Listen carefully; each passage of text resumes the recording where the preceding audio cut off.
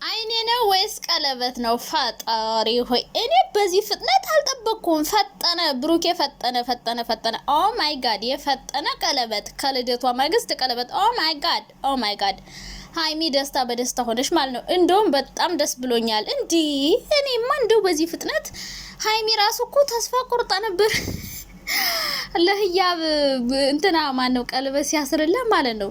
ፍቅሩን ለመግለጽ 2 አመት ከፈጀበት ቀለበትማ 4 አመት ነው። ተስፋ ቆርጫለሁ እያለች ነበርና እንግዲህ ይሄ ፎቶ መቼም ወይ ፍራንክ አይሆንም፣ መቼም ሴንሲቲቭ አድርጋችሁን አላቅም። እንደባለፈው ወይ ስጦታ ነው ብለህ አልሸውደንም እና ይሄ ቀለበት ይመስላል።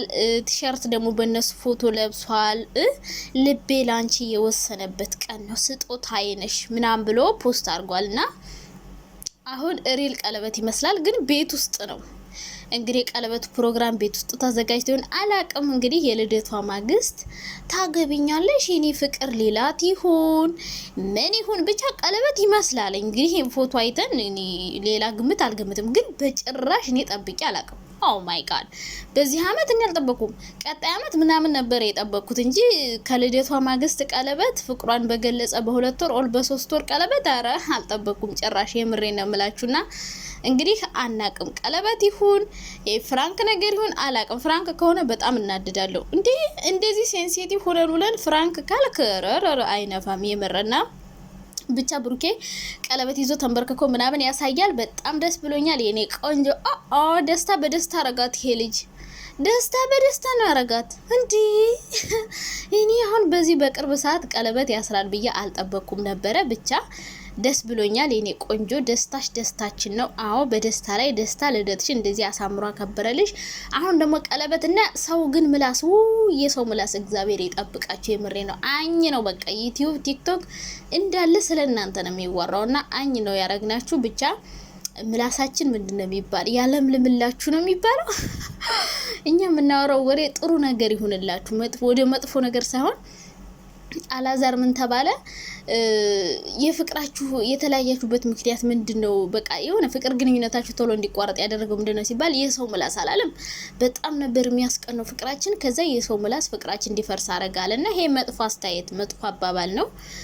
እግዚአብሔርን ይዞ የተጓዘ ሰው መቼም ቢሆን አይወድቅም፣ አይሸነፍም፣ ምንም ነገር አይከሽፍበትም። እና አብዛኛው ሰው ፈጣሪውን አያምንም በእርግጠኝነት ሆኖ እግዚአብሔር ፈጣሪ እንደዚህ ያደርግልኛል ብሎ ስለማያምን እንጂ ካመናችሁ ሰው አወራም አላወራም ያሰባችሁት ነገር ይሳካል። እና በጣም ነው ደስ ያለኝ የእውነት ቀለበት ከሆነ። እኔ እንደውም ብሩኬ ከ2 አመት በኋላ ምናምን ሲል በቃ እነዚህ ልጆች ብዙ ሊቆዩ ነው ምናምን ብዬ ነበረ። እንግዲህ ቀለበት ከታሰረ ደግሞ ሽምግልና ነው የሚባለው። ከዛ ከሽምግልና ደግሞ ሰርግ ማለት፣ ከሰርግ መጋባት፣ ከተጋቡ ደግሞ 4 ልጆች ይመጣሉ ማለት ነው። ኦ ማይ ጋድ! እኛም የእናንተን ሰርግ ቀለበት ልደት እያየን እንግዲህ እዛው ጦዘጦዝን አረጀን። ጦዘጦዝን። ኧረ ተው፣ እኛም ወደ ሀገራችን እንሂድ ጋይስ። እንዴ ሰው ሁሉ እየተጋባ ነው፣ እየወለደ ነው። እኛ እዚህ እድሜያችን እየጨረስን ነው ስለ ሰው እያወራን እና ስለ ሰው ስናወራ ያው የራሳችሁ ብር ያዙ። እውነቴን ነው። አንዳንዴ ለእናንተ ምክር እኮ ሰጣለሁ። ብራችሁን ያዙና ቶሎ ወደ ሀገራችን እንድንሄድ እና ሀይሚ ቢያንስ የክርስትና ነው ይሄን ያህል አውርተን እናንተ ላይ በገብታችሁ አልቀሳችሁ በፍቅራቸው ሄዳችሁ ቢያንስ የክርስትናውማ መታደም አለባችሁ። የክርስትናው የሰርጉ ቢያንስ አጨብጫቢ እንሆናለን ጋይስ። ካላው ነው ማጨብጨብ ይሄው ተማጃቢ መሆን ራሱ እኮ ጥሩ ነገር ነው። ከኋላ ሆነ እና ጨበጭበን ለማጨብጨብ ወደ ሀገራችን እንድንመለስ ብራችሁን ያዝ ቆጠብ አድርጉና። እንዴት ናችሁ? ደህና ናችሁ? እኔ ወዶቼ፣ እኔ ማሮቼ፣ እኔ ፍቅሮች፣ እኔ እጅግ በጣም ደህና ነኝ። እናንተ ደህና እንደሆናችሁ ባለሙሉ ተስፋ ነኝ። ዛሬም በአዲስ ቪዲዮ ከቻሳ ብዬላችኋለሁ። ለቤት አዲስ ከሆናችሁ ላይክ፣ ሼር፣ ሰብስክራይብ አድርጉ። ሀሳብ አስተያየት ካላችሁ ኮሜንት ላይ አስቀምጡልኝ ማለት ነው። ዛሬ በጣም ነው ደስ ያለኝ። ከትናንት ነው ደግሞ የዛሬው የበለጠ ለሀይሚ በጣም ደስ የሚያሰኝ የሚያስደስት ፕሮግራም ነው ብዬ አስባለሁ። ምክንያቱም ካሁን በፊት ብዙ ጊዜ የምትጠብቀው ነው። በቃ ፍቅሩን ሲገልጽላት እንደዛ ያለቀሰ፣ ዛሬ ደግሞ እንዴት ደስ ሊላት እንደሚችል ትናንትናም ልደቷ እንደዛ ሲያከብርላት በጣም ደስ እያላት ነበረ እና ዛሬ ደግሞ የበለጠ በጣም ነው ደስ የሚላት ብዬ አስባለሁ። እኛም ደስ ይለናል እንደዚህ ሴት ልጅ በክብር ተከብራ ፍቅሯን ያኔ ክብሯን ጠብቃ በክብር የፍቅር ጥያቄ ቀርቦላት ምናምን ማየት በጣም ነው የሚያስደስተው። ምክንያቱም ብዙ ሴቶች ፍቅር ጥያቄ ቀርቦላት ሳይሆን እነሱ አፍቅረው ጠይቀው ተዋርደው ራሳቸውን አዋርደው እያየናቸው ስለሆነ ሶሻል ሚዲያ ላይ በጣም ብዙ ሴቶች ክብራቸውን ጥለው እያየናቸው ስለሆነ ከነሱ መካከል አለመሆን በጣም ደስ የሚል ነገር ነው። ምክንያቱም አንዳንድ ሰዎች እንደ ፋሽን እያደረጉን ወንድን መለመን፣ መጠየቅ፣ አፈቅራለሁ፣ ወዳለሁ ማለት ሙጭጭ ማለት የሆነ ፋሽን የሆነ በቃ አራዳነት አድርገው እየቆጠሩት ነው። ግን ጭራሽ ነው አራዳነት ያለ አይደለም። አንቺ ፋራ ምናምን ይላሉ አንዳንድ ሰዎች እና በወንድ ልጅ መጠየቅ መከበር ይሄ ወግ በዓል ነው፣ ስርዓት ነው እንጂ ሴት ልጅ ወንድ ልጅ ላይ ሄዳ ፍጥ አትልም፣ ነውር ነው። ብዙ ሰዎች እንደዛ ታረጋላችሁና እንደዛ ባታረጉ በጣም ደስ ይለናል።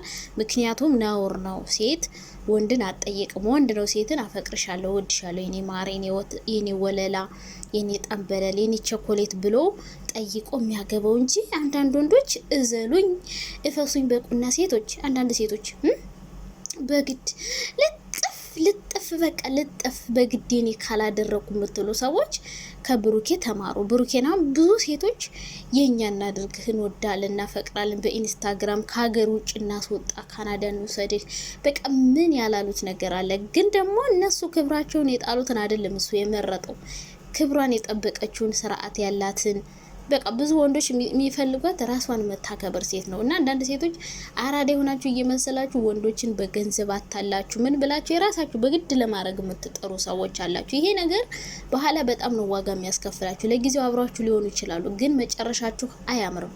በግድ ወንድ ልጅ ተጎትቶ ከመጣ መጨረሻው መሄር ነው። በቃ የባስ ከመንገዱ ነው እያስረፈዳችሁበት ያላችሁ። እናንተም ጊዜያችሁን አቃጥላችሁ የእሱንም ጊዜ አቃጥላችሁ ከዛ በቃ ምንም ሳይፈጠር ህይወታችሁን በቃ ተበላሽቶ ይቀራልና እንደዚህ በክብር በወግ በማረግ የምትወዱት ሰው እንደዚህ ታገቢኛለሽ ሲላችሁ በዛ ላይ ሶሻል ሚዲያ ላይ ስንት ሰው አይወድሽም፣ አያፈቅርሽም፣ አያገባሽም ሲያምርሽ ይቅር ብሏችሁ ከዛ ያ ነገር ሁሉ አልፎ ተሳክቶላችሁ ያ እንደዛ የተባላችሁበት ሰው ወዷችሁ አፍቅሯችሁ በክብር እንደዚህ አገባሻለሁ እንደማለት እንደዚህ ትልቅ ጸጋ የለምና በምትወዱት ሰው እንደዚህ የክብር ጥያቄ ሲቀርብላችሁ ከዛ አብራችሁ መኖር የምትፈልጉት ሰው የፍቅር ጥያቄ ሲያቀርብላችሁ ሲያከብራችሁ ብዙ ነገር ሲያደርግላችሁ ስታዩ ኦ ማይ ጋድ ከዚህ በላይ ስጦታ የለም በነገራችን ላይ። እና አንዳንዴ የፍቅር አጋር ዝም ብሎ መሬት ተቆርጦ ወይ በግድ ተጎትቶ የሚመጣ አይደለም። እግዚአብሔር ሲሰጣችሁ ከላይ ሲያዘጋጅላችሁ በጸሎት የሚመጣ ነው። አብዛኛውን ጊዜ የፍቅር አጋሮች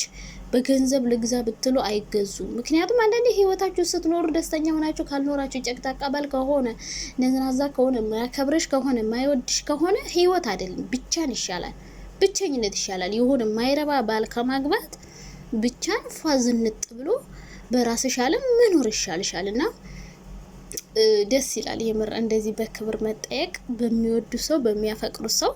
እንግዲህ እኛ እንደዚህ ደስ ያለን ሀይሚን ደግሞ ምን ያክል ደስ ሊላት እንደሚችል መገመት አይከብዳችሁም። በጣም ደስ የሚላት ይመስለኛል። ብቻ እግዚአብሔር በፍቅር ያኖራችሁ። እንግዲህ የሰው ምላስ ደግሞ ለምለም ያርግላችሁ ለሚባለው የሆነ ቡዳ ሆኖ የሚያለያይ ሳይሆን ፍቅራችሁን ከፍ የሚያደርግ ነው የሚያደርግላችሁ ነው የምላችሁ።